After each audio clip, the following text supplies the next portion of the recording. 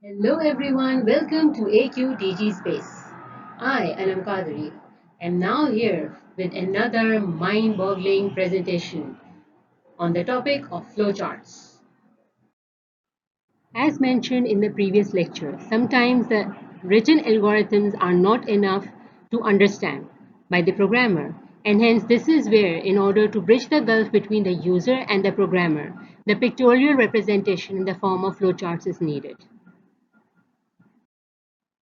First and the basic symbol that is needed in drawing a flowchart is the starting and the ending or the stop part.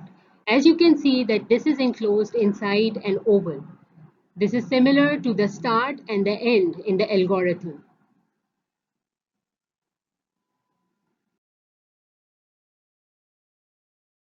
And the output symbol. That is when you are taking the input from the user, you use the keyword read. As you can see, it is enclosed within a parallelogram. And when you want to output the result to the on the screen to the user, you use the keyword write, which is also enclosed within a parallelogram. Told you that this keyword set is used in an algorithm in order to calculate the value and then store it in a variable. Likewise, a process symbol is used for these arithmetic operations. Either you are carrying out the operation or assigning that value to a variable, or you are assigning one value of one variable to another. This is enclosed inside a rectangle. As for example, if you are using the product of two numbers a into b, so you can write num is equals to a into b and enclose it within a rectangle. Flow of the data within the flowchart, you always need flow line symbols in the form of the arrows pointing right, left, upwards and downwards. Symbol. This is where you need to decide between two options. Like here, it is written, you have to decide between if A is greater than B or A is lesser than B. So when you have to decide between the two options, you use it within a rhombus. And the output coming out, although the input to the rhombus is just one, but the output from the rhombus are two. One signifying whether that statement is true and the other signifying what will happen if that statement is false. Becomes very long that the flow lines start to cross each other at many places. It causes confusion and it also reduces the readability and understandability of the flowchart. So for this purpose, we use on-page connector, which is used as a symbol enclosed inside a circle. So every time there is less space or the flow lines are crossing each other, a new symbol is used enclosed inside the circle. This will enable the rest of the flowchart to start from the same symbol on the same page but written somewhere else to avoid the confusion. When the flowchart is long enough not to be accommodated on a single sheet of paper or on a single page. For that reason, you use an off-page character symbol as can be seen here in the form of a pentagon. P.2 represents P is the page and 2 is the page number. Means whatever is carried out in case this decision is true, that will be represented by the same symbol that is present on page number 2 of the different sheets of paper on which the flow lines or flow chart is represented. So the same symbol, that page number 2 will have the same symbol with the rest of the flowchart drawn after it. This is how you can easily connect the flowchart of one page to the flowchart of another page. You need to call a function. So when you are calling a function enclosed or a subroutine enclosed inside a flowchart, you use the predefined process symbol as can be seen by a rectangle with two left and right margins. So for example, if you're calling the function of square root, you use this function call within this rectangle that is bounded by left and right margins on either side. In order to understand an algorithm, sometimes the user or the programmer use comments. Likewise, in flowchart as well, sometimes you need descriptive explanations or comments or even notes to clarify your flowchart. And this is where the annotation symbol comes in and can be seen by a dotted line connected to an open-ended rectangle. When we talk about the different categories of flowchart, it is basically divided into two parts: the system flowchart and the program or the logical flowchart. The system flowchart is the one that shows the flow of data through an entire computer system, whereas the program flowchart represents the flow of logic in a program only.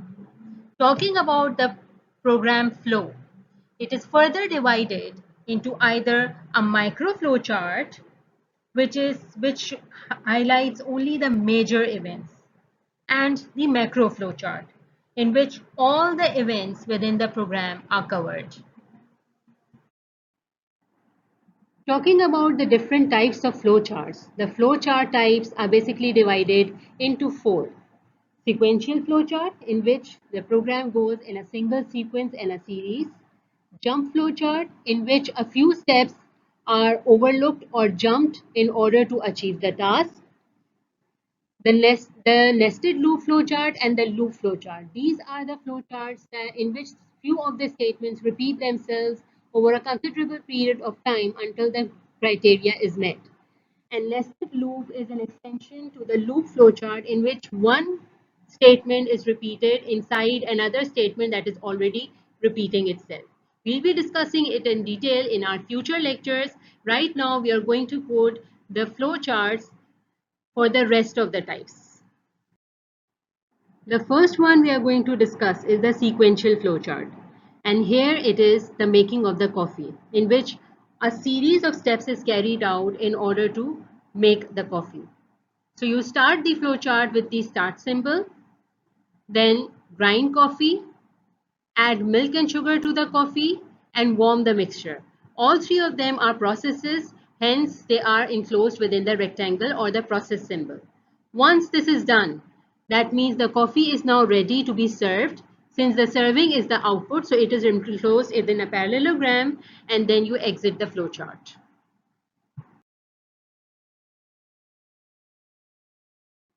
Moving on towards the next one, the jump flowchart.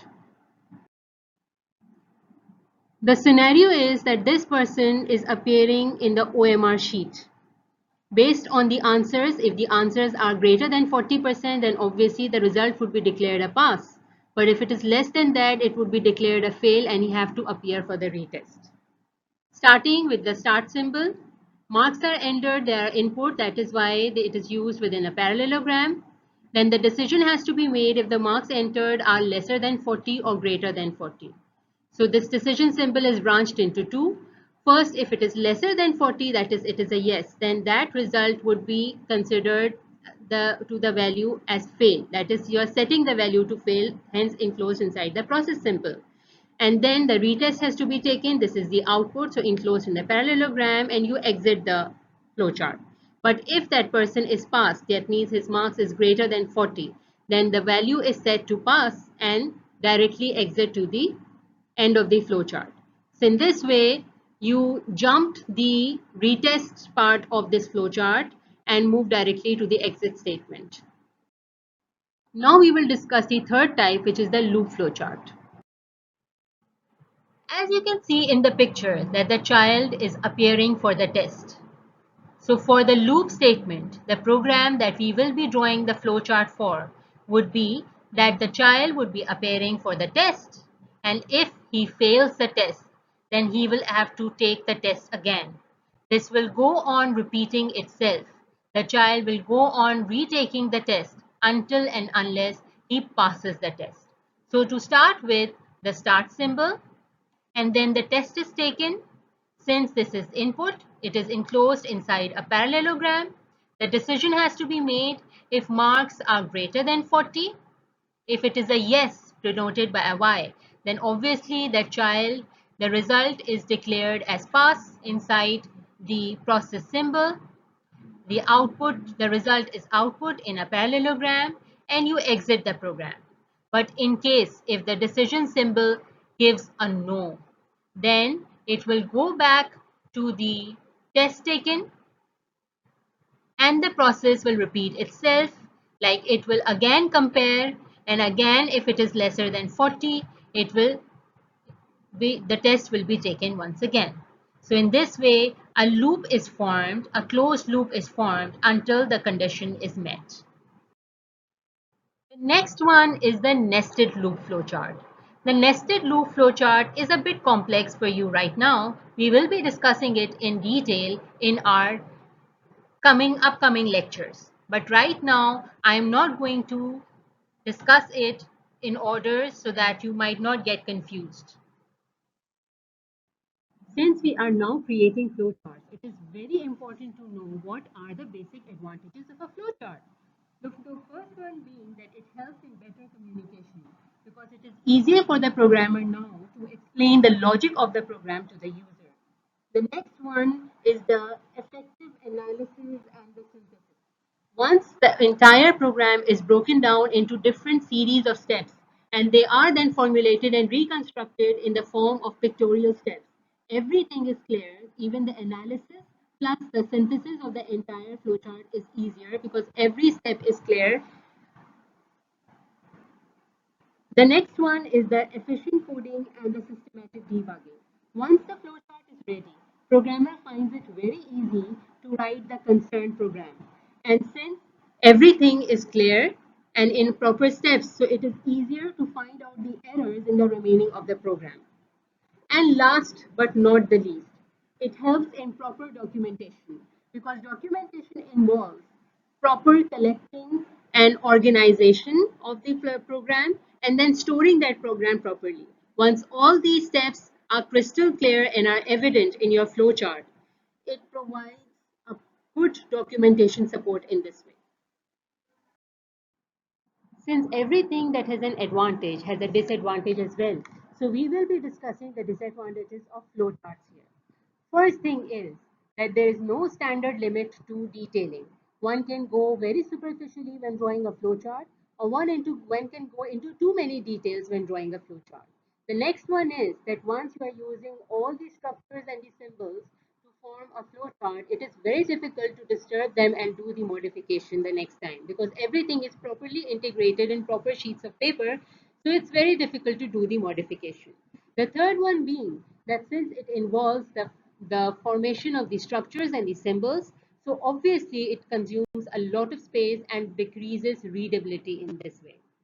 And last but not the least, it is very time consuming and laborious to draw with proper symbols, especially for larger complex programs.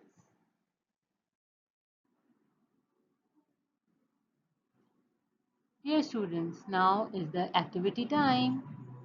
So for the activity, the first scenario-based question that we have is, a boy is facing difficulty in taking the project of two numbers in math. Help him achieve the task by drawing a flowchart and providing him the best solution. The next one is of a renowned weather forecast company that wants to find the easiest and quickest way to convert the centigrade degree into equivalent Fahrenheit degree using the formula F is equals to 9 upon F into C plus 32. Help them by drawing a flowchart.